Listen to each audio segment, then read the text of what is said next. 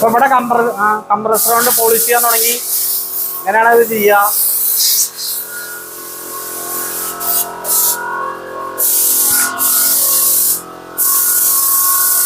കണ്ടോ?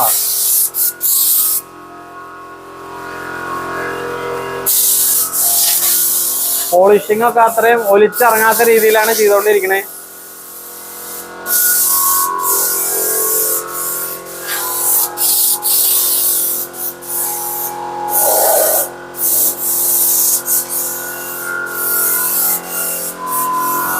ഇതിന്റെ സ്മെല്ലുണ്ടാവും. അപ്പൊ അവരൊക്കെ മറ്റേ മാസ്ക് ഇട്ടിട്ടാണ് ഉപയോഗിക്കുന്നത്. അപ്പൊ അതത്രയും കണ്ടോ?